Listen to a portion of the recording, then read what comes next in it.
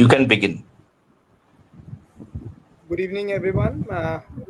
We welcome Colonel Shantonu Roy at Center for Bharat Studies. Today, we are here to discuss about the recent instabilities, global terrorism, the conflicts that are arising in the global south. We have a distinguished guest with us who have served the Indian Army as a colonel.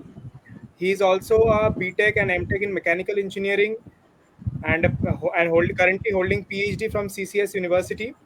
So I request you to share your insights regarding the topic Shining India, a force to reckon with our guests. Thank you.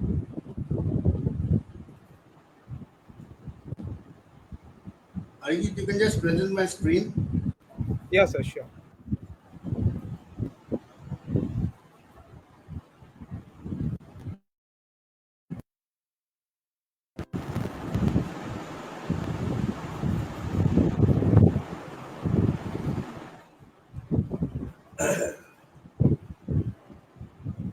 So I think it's getting Uh, shared. you can see it. Yes, sir. Yeah. Good evening, ladies and gentlemen. Today I am here to talk about shining India, and India is really shining. And why? The reasons are because economically we are strong, militarily we are strong, and also we've got a strong leadership in place, and things are working out very well for us. So before I begin, ladies and gentlemen, I would like to thank Vishal and his team, and also the Center of Bharat Studies, for giving me an opportunity to be on this platform so that I can share my views. So basically, like I was introduced, I am Colonel Shantanu Roy, and I am basically a soldier with 35 years of service, and also then my core subject is basically engineering. But then I did my PhD in international relations. I've got a YouTube channel called the Fearless Leaders, and here what you see in front is my NGO run with my wife, with a tagline of right to education, and an e-commerce site called SONAJURIARTS, where we basically showcase the handicrafts of West Bengal so that we can give these people a kind of quality life. So these are my philanthropist activities. Now apart, coming on to why and how is India shining? Like now, you all know that India, from Kashmir to Kanyakumari and from the run of Kutch, the side onto the northeast, is more than thousands of kilometers in length and breadth. We've got the Himalayas on the north, the Bay of Bengal, and the Indian Ocean and the Arabian Sea. In the south, we have about a 5,000-year-old civilization with more than 352 languages, and in equal amount or more than that dialects, and a coastline of about 7,500 kilometers. So we are a vast country. We have epics like the Ramayana and Mahabharata, and then we have the national identities like what is flashed in front of you. You all are aware. The tiger is the Royal Bengal tiger is your national animal, the lotus, and things like that. And we all are proud of it. And then we have many personalities on this viewfile. Is just a few of them like Mahatma Gandhi, Vivekanand, Aurobindo Ghosh, and then the list is endless. So why is India shining? India is basically shining because, like you see in the 50s to the 95s, this, my cursor is there, the yellow bar has been India, the blue is Pakistan, and the yellow, light yellow is basically South Korea. And see, in the Southeast Asian region, where do we stand? We were way behind at that phase or point of time. But today, you see where we are. If my screen is visible to everybody, this light pinkish color is the BRICS: Brazil, Russia, India, China, and now it is South America, South Africa, and then Ethiopia, Somalia, and there are many other countries which has joined, and it is no more BRICS. And the BRICS is giving a run for its money to the dollar and the euro. Even Donald Trump, in his second administration, has basically said that if the BRICS country try to launch their currency, and that is the reason why he went up putting up tariffs and all kind of funny jigmaroles, and has put the world in a dizzy because he is scared that the dollar or the euro will have a stiff competition if the BRICS country put up its currency. So this is how the GDP is growing. You can see it on the view file. And presently, the current scenario in which the service industry is accounting for 57.2% of the country's GDP. And the country's GDP is one which matters for the economy to be growing up. Though the agricultural sector is our main frame structure, but then it is lacking. We will be discussing, or I'll be telling you in the flow of my presentation. And our manufacturing industries target all these things like telecommunication, textile, chemical, cement, and many others. So, like you can see, we are rising into being the new India, you can say. Recently, we had Bob Sandhu. The world has taken note of us, where we have hammered Pakistan and said no to terrorism, because till now, Pakistan was taking us for a ride, and we have made them run helter and skelter, and they had to run to the US, where the US said that we can't help you out, though Trump has tried to take credit. And that is when their DGMO called up our DGMO and said that let us have a no fire or a ceasefire, because they could not take on the damages that has happened to him. The damage to their ego, the damage to the military wear, and the Chinese military wear has been exposed. And our air defense has stood the test of time. And Munir, to show off or to cover up his failures, has promoted himself to field marshal. But then the loss is theirs, though Turkey or China did try to support them, but it was in vain. And right now they are still suffering because the Indus Water Treaty is in abeyance. And everybody has taken a note. Nobody has spoken against India because India is strong and going on. Another main feature is that we have totally digitalized. We have the cheapest data available across the globe today, and with the infrastructure that is going up, and we being part of many trade deals, energy deals, even military cooperations, and our political setup right now reaching out to the world, and we are member of many groups which will be coming in the due course of the lecture. And we have a policy of Atiti Devo Bhava. Atiti Devo Bhava means guest is God to us. So that is our thought process.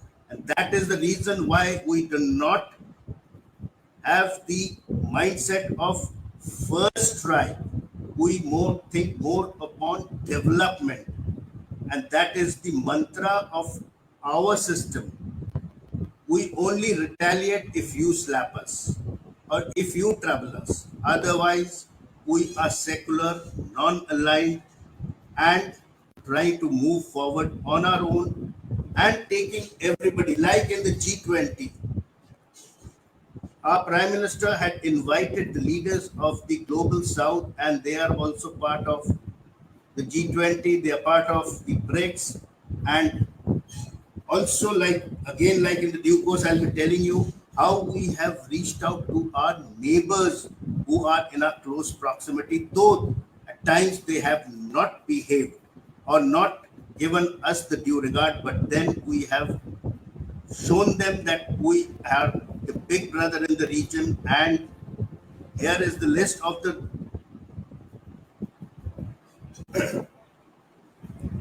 organizations that we are part of. We are part of nearly 75% of the organizations that are there in the world, like the G20, the World Trade Organization, the ASEAN, SCO, the SARC, and many more of them, including the Quad, which is there in the Pacific, thought of Chinese aggression. And in case of the UN missions, we are the second largest military force to give our armed forces to the UN peacekeeping forces. So I will just cover in this little time how we are developing over a time. Firstly, I will talk about the economy, how it has risen. Like now, if you see, our GDP has grown in the last 10 years, and we have 100% growth of GDP from 2015 to 25. Our GDP has nearly doubled compared to the other countries. Even the US is at 66%, but we are at 100%. And then moving ahead, like I said, our economy has doubled and is $4.3 trillion, and the growth has been about 6%. But then in this fiscal year, the growth is projected to be 6.3%, which is phenomenal and is being projected out by many of these assessing agencies. And as we move forward, we have our states also which are developing, like Maharashtra is remaining on the highest GDP state, and Tamil Nadu, Uttar Pradesh, and Gujarat are following, and the other states also are on the same lines. And in 2026, we are projected to have about 6.4% growth, which again is really big compared to the other nations. Also, in this case, I want to mention that even our defense spending is going up, and we are about fourth in the defense spending after China, US, Russia, and then is our number, because we are in the first 10, though it keeps going up and down. But then military spending or defense spending also in today's world has a lot of importance. So, like I was mentioning, our economy, GDP wise, is growing up, and this is one of the main reasons.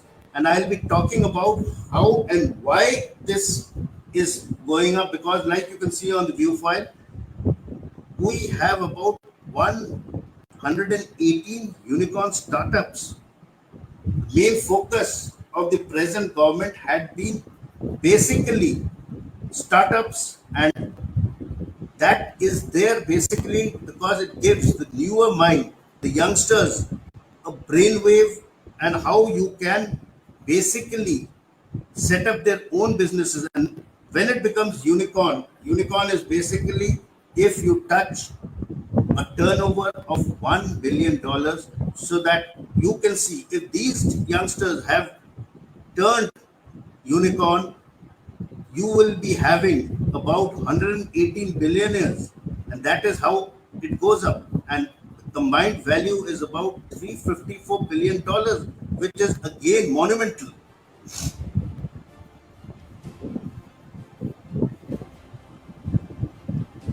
So our GDP is basically mixed between the public sector in basically different strategic sectors that are there. And we are today the fourth largest economy by nominal GDP and third largest by the purchasing power parity, which shows out how we have gone up, and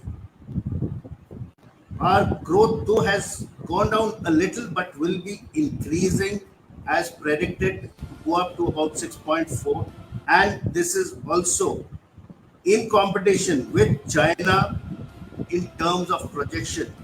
So our basically economy is built up across three sectors: the primary, secondary, and the tertiary. The primary is the agriculture, mining, and fishing, which is supposed to be the backbone, and then is the secondary sector, which is comprising of the manufacture and industries, and the tertiary sectors are basically ICT, healthcare, and banking, which are basically giving support to all these sectors, that is the primary sector and the secondary sector.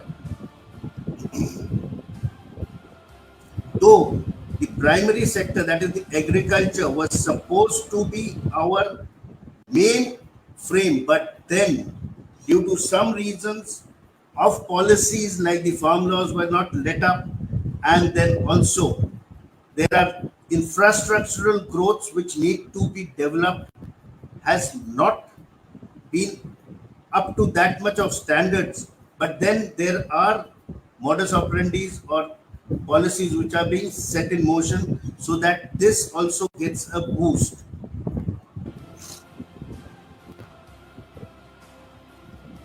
And then we have the manufacturing sector where the raw materials are converting to finished goods. Now, if you are aware, majority of the firms, the international firms, have the manufacturing units in India because labor is cheap, places there. Our laws are not that stringent. Even Apple has its manufacturing hub in India.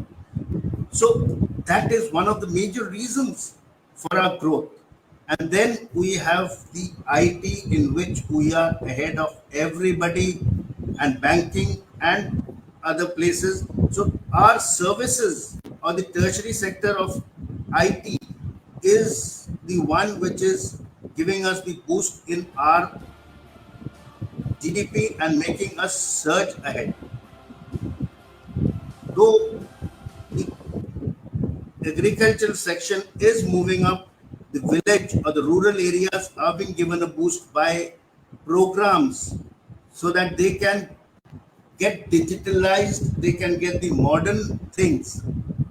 Because in case of our industries, the modern ventures and the tie-ups are happening, but towards agricultural there is a little drawback which we need to overcome. Our IT giants have gone across, and we have setups or our brains are working out in things like Google, in case of Infosys, and also if you know that Tata Motors has taken over Jaguar, and then we have a lot of these growth drivers who are pushing our growth of the economy to more than 7.5%. And that is how we are surging ahead. So this is where we are ahead, that is the service sector. And in case of the food processing and the manufacturing, we have given a boost by the Make in India concept, Atmanirbhar Bharat. But then it has not taken off the way that it should have taken off.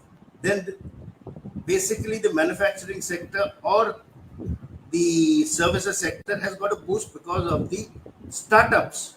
Then is the Sagarmala project also, which is basically linking the ports, the coastline, the 7,500 coastline is getting linked up.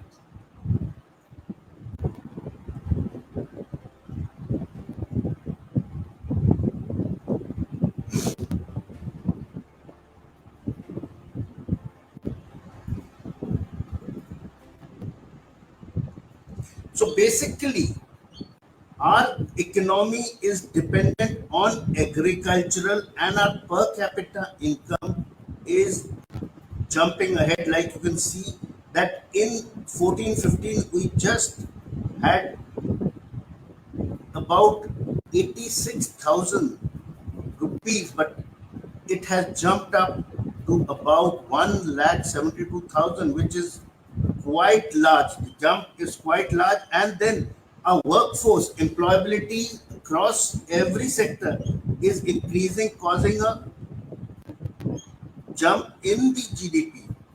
And then the growth is also being spread out equally and fairly between the rich and poor. The rich and poor divide, or the Gini coefficient, which is at 4.1, which is quite high, is being reduced so that it comes down to about 2. And then infrastructure is being built with a massive pace.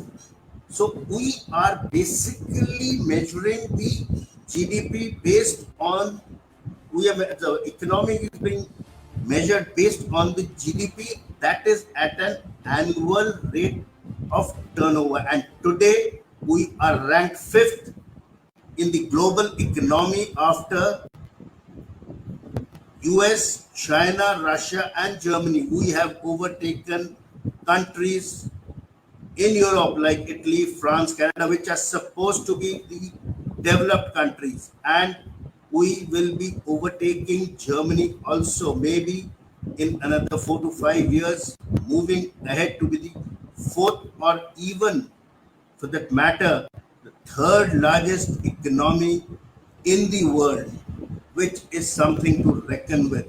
And also in this due course, it has not been just ups and ups, also there have been drawbacks and downs. Like the COVID-19, we had a recession out of which we came out quite well, and we have come out of the COVID compared to other countries in a much better way. Our income difference is also, the Gini coefficient which I was mentioning is getting reduced. Our infrastructures are coming up, manufacturing hubs are getting increased, and export is increasing, imports are also getting increasing. And find it here, US and China are the major markets also for India, though we also are the major markets. But then also these countries are major markets where we sell.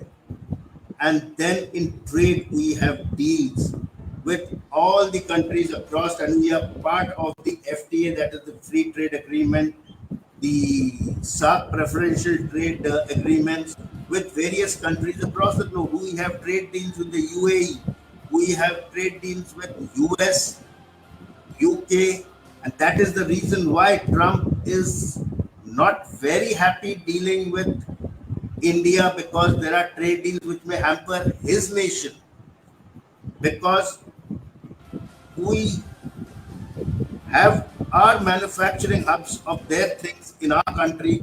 That is the reason why he doesn't want to ruffle our feathers, though he gives threats that he will stop trading. But if he stops trading with India, even China knows that, and US very well knows it, that they are going to have a problem, more than India having a problem with them. And we have exports. US is at 17.9, then comes the United Arab Emirates, Netherlands, China at 3.85. So this is how our exports are working out. The US doesn't gain by having bad trade deals with us, they lose out. And energy deals is another major thing which we are to reckon it. We are the fourth largest renewable energy component in the earth, and we have energy deals with all our neighboring countries, and we are trying to make out a neighborhood grid of electricity, and also the clean renewable energy is there. with various countries like the UAE, Russia, and also US and UK. And we are importing oil from Russia in its lean period. We helped it out, and then basically from the Arab Emirates and also to some extent with the US. And this grid, like I mentioned, of energy that we are forming is going to help our neighbors, because if we buy extra energy from them, they get the mullah in that and their economy also grows. So this is where we are moving and surging ahead economically. And it is not only the economy that we are going ahead, we have other factors also. Here is one of them that you see on the slide. We are surging ahead. ISRO is one of the agencies which is delivering its goods from the beginning. Today we have Group Captain Shukla, who will be going on a mission of Axiom and will be the second astronaut to go to the to go to space, and he will be going to the International Space Station. We have our Gaganyaan mission, which is already en route. Otherwise, we started off our space program from the 60s when Vikram Sarabhai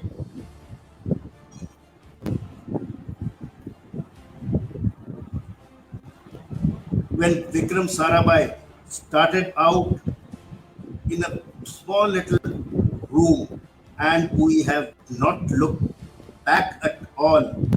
And in the last few years, we have sent up satellites of other countries. Our launch vehicles are basically taking satellites of even the European countries. And there was a time when we used to be begging to people to take our satellites. Today, thing is totally opposite. And we have the Mangalyaan mission. We were one of the first nations to put a satellite in the Mars orbit, and then we are the fourth nation to have a soft landing on the moon, on the site which nobody has ever visited. So all these programs have been showing that India is growing as an all-rounder, and we have nothing to look back upon. And here in front of you is one of the major programs of India. That is the Integrated Guided Missile Program, which was the brainchild of our erstwhile president when he was with the DRDO, Abdul Kalam. So here we have missiles which can travel across the globe to more than about 4,000 kilometers. They are the ICBMs. Agni has that version. BrahMos and Akash, you all are aware of Sindoor, was a success because of these two missiles, because the BrahMos is a missile which is developed in collaboration with Russia, and it's a cruise missile which goes at such a level and at a hyper supersonic speed of 3 Mach. So by the time you can say Jack Robinson, the missile has hit you. So it cannot be detected by a radar. That is its capability. The Akash, the Agni, the Prithvi, they all are missiles which can cause devastations, and we have 200 plus nuke heads. So these are the carriers, and when combined together, we become a deadly force to reckon with. So basically, the missile program gives us a sense of security, a national security, shows us technological advancement, because this is the area where the world looks out, and then you are self-reliant, not like your neighbor Pakistan, where you are looking towards Turkey,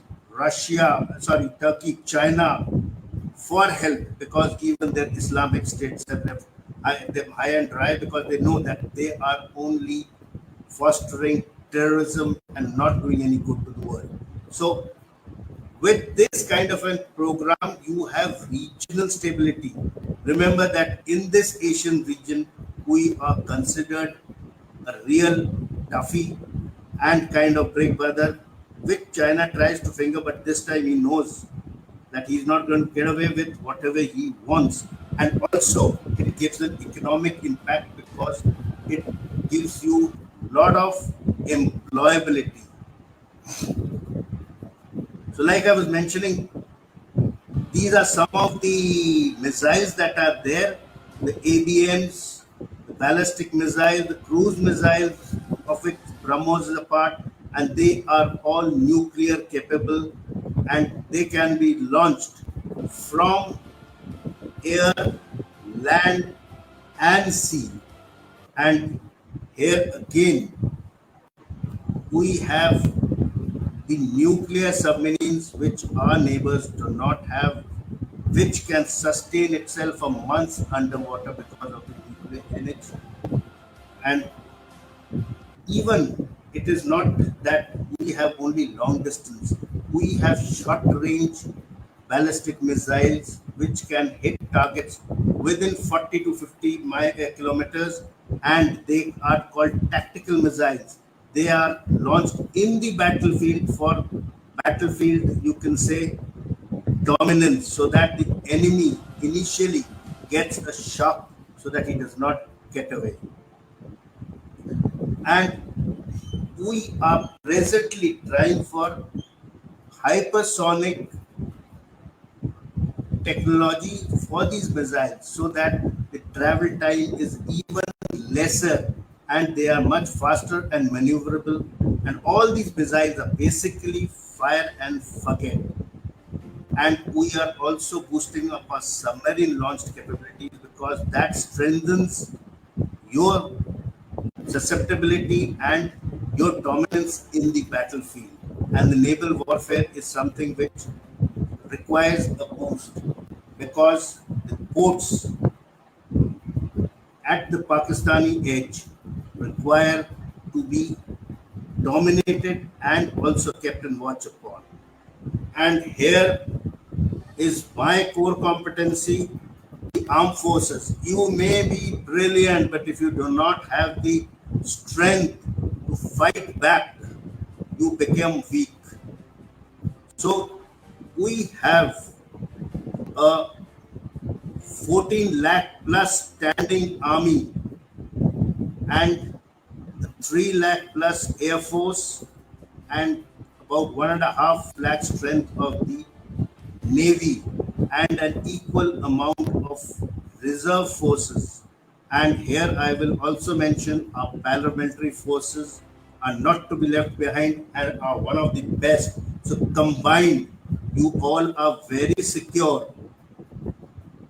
And with all this, we are the fourth largest or the fourth most powerful army in the world after US, Russia, and China. They are stronger because they are a bigger nation. They have more manpower. Technologically, we are not weak, and that has been proved by our air defense and the Air Force in this small little trailer which was named as Op Sindhu, where we retaliated back against terrorism. More than Pakistan, it was retaliation against terrorism where we proved our point and everybody stood up. And in the regional area of the subcontinent, India, Pakistan, and China, we can just wipe out Pakistan. China may be numerically ahead in strength, but then mentally, our Jawans are more trained and more fatigue oriented because they can stand the test of time up. Special forces are one of the best in the world, as has been proved because they have been compared with the Marines, the SEALs, where they have been way ahead. And even the US Marines have said that our special force training is one of the toughest in the world. So you all are in safe hands. So in combination to all this, we are going up politically, militarily, and economically. And also, the infrastructure is growing because we are becoming more Atmanirbhar. We have our own factories making goods. The private sectors are coming in. There has been liberalization, and the four pillars of the Make in India are basically new process, new infrastructure, and new factors, and a new mindset, which is very important. Though the growth of the Make in India concept has not been that forthcoming, but then it is growing, though it had taken a little fall, and factories and permanents are coming in. Then the cities, the smart cities, the concept of the smart city, where every city will have good sanitation, good energy concepts, non-stop electric connections, digitalization, and this was a project which was conceptualized and funds were given out to it, where it has grown, and the cities which are in front of you have got the tag of smart cities.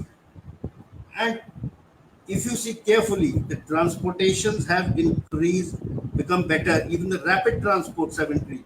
Previously, from Delhi to Meerut, it used to take about 3 hours, but today it just takes about an hour or so.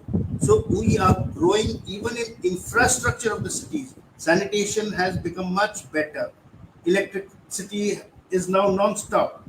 Digitalization, we are the best. And then the concept of progressing ahead is still on, because we are going with a vision of Viksit Bharat, so that by 2047 we grow up to what we want to be. We should be ready for everything in terms of infrastructure, military, economy, trade, and a global focus which will be driven by a vibrant service sector. So our growth, the strength of growth is basically the FDI, where we had liberalization, the growth of the trades, a service sector which we can work out within.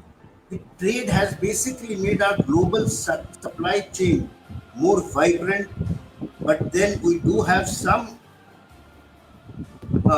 challenges in terms of the divide of the rich and poor, which we are trying to close up, unemployability, and then some of the global economic shackles like trade deals, then some kind of, you can say, the deals which are there, or the shocks, or the geopolitical situation in the world. And till now, something was getting neglected, that was our seven sisters. And basically, with in the last 10 years, the infrastructure in this area has increased in terms of roads, ropeways, village, sanitation, and also the river network has been connected. Then we have the Kaladan project, which wants to take them bypass Bangladesh and the Chicken's Neck and direct through Myanmar into Aizawl, so that this place or these states can move up towards more connectivity, and their trade is there, and we, the rest of India, can reach out to them in a much easier fashion. And here is the big brother, where we have reached out to our neighbors also through our neighborhood first policy. Sri Lanka, we have got them recently, given them a line of credit which has increased many folds, opened up railway deals, trade deals, also taken them out of debt which China had put them. Then comes Nepal. As usual, we have helped them out throughout, and they are like our younger brother. And here is another nation which we have made out, that is Bangladesh. But despite their thought process, which is there in the present, we still are helping them out so that they do not fall into wrong traps. And the deals which were there in the Hasina's legacy are still being carried on so that they do not fall back economically, or whatever Sheikh Hasina had done for the nation does not go to zero. And then we have Bhutan, who is our younger brother, and we have developed everything for them, and we are standing by them. And also our military gives them full assistance so that nobody can touch their sovereignty. And Maldives, though I must laugh at it, Moisu had run to China when he got elected with, and he had a concept of India out, but then he understood that that is not the country that was going to help them, and now it knows that India is the one country which will always stand by it. So these are some of the factors which have been pushing India ahead and ahead and ahead only, and we are much ahead of the world. Also, the European countries look towards us for ideas on a lot of aspects. So, with this, I come to an end, and I would like you all to ask me any questions that you feel apt, and I am here to answer them. Thank you, sir, for your insights. I would like to ask you the role of global media regarding the propaganda and narratives for or against India that is going on in the world. Could you repeat the question, please? I would like you to throw light on the global media who are working for or against certain propagandas or motives regarding India, not only during Operation Sindoor but also at past. Arjit, media has always some vested interest, and I will not say every media house. There are some of them which do have vested interest because they are the ones who do not want to spread the correct picture which is there. They are trying to cook up images in favor of somebody so that they can be a proxy to downplay certain events or successes that the other person may be having. So these kind of medias are best to be avoided. And also, like us, in case of Sindhu, there were many false propagandas of planes being shot down, brigade headquarters being. They are trying to play psychologically on the minds of the people of this country, and that will be there throughout the globe. But a good media agency will never ever be biased. They will always give the correct information because that is their main task. So that is the reason why the media agencies have to be very neutral when they report from anywhere about any incident. Right, sir. Thank you. Sir, I would also like to ask you about the 2.5 war front that our late CDS Bipin Rawat ji said that India is fighting a zero point 0.5 war within our country. Can you please explain about that? The CDS mentioned about the 2.5 is because we also have to look within ourselves. There are proxy wars being fought from within our nation, which is terrorism. You have two fronts. You have the north, the west, and the east. That is, the north and the west is one. eastern side is China. The point 0.5 is your, you can say, fight from within. That is terrorism, with the proxy wars are being fought. So that is what he meant. And even our internal security agencies have to be pepped up so that we can fight these people. So, if we look aerially, in the entire world is divided into three polars right now. That is broadly China, USA, and Russia. So, what should India's correct stance be to maintain a global diplomatic, stability for India? Arijit, here I would like to say India is stable globally. Why? Because India has not taken any polls. Right now, like you said, three polls. I feel now there is only one pole with the US at one end. Russia, the economy has broken down, though it is still a force to reckon with. China is coming up and trying to bully its way to be another, you can say, superpower. India, if you note, like whatever told you, has not taken any sides. India has got equal number of trade deals and cooperation deals with US. Russia has always been our friend, and it's not a fair whether it has been a friend, because when we were coming up as a nation, they were the only countries to help us out.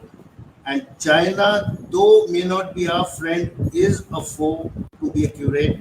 But then trade wise, we also have their market and they have our market, that they cannot deny, because if we Right, stop trading with them, it is they who suffer more than us. So India right, is basically balanced, you can say, with everything. Our leader or our political governance is reaching out even to the Islamic State. We have very good ties with UAE, with Iran, and with the other Islamic nations other than the Europe. We have the IMEC, the India Middle East communication pathway, which goes all the way to Europe through the Middle East. So that shows how balanced we are. right. So, we have seen a lot of patches in the past regarding Nepal. We have, like, our prime minister had always considered Nepal, Bhutan as a younger brother, but sometimes things did not go well with Nepal. Can you please elaborate on this thing? I'll tell you one thing. Uh, Sometimes in a family, the younger brother also goes haywire.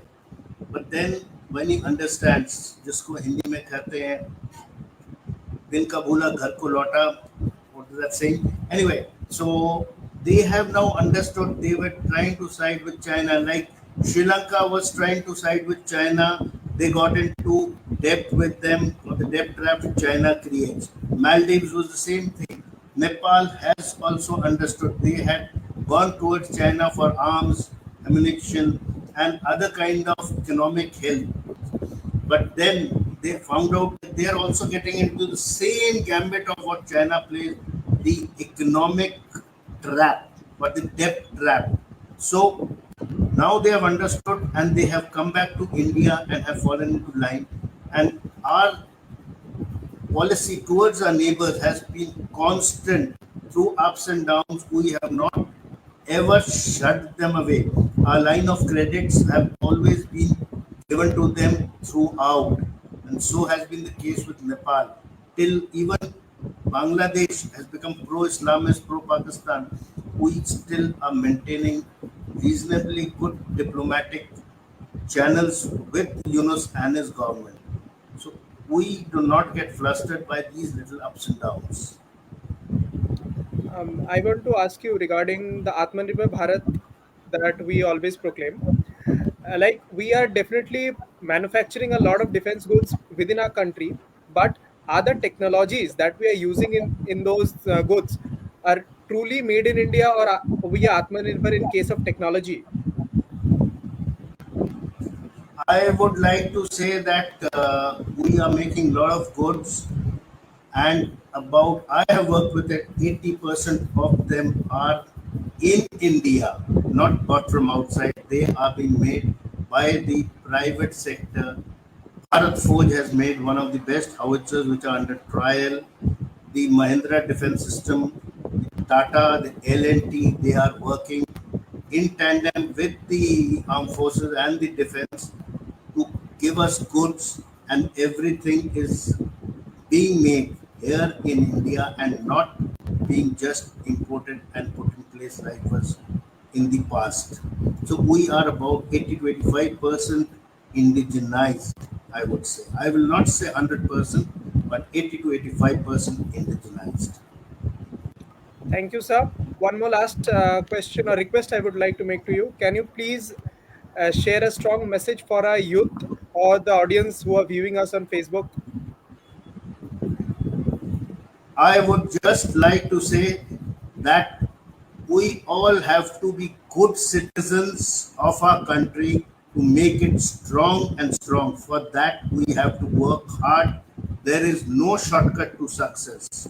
And so let us all work hard to make our nation a great nation.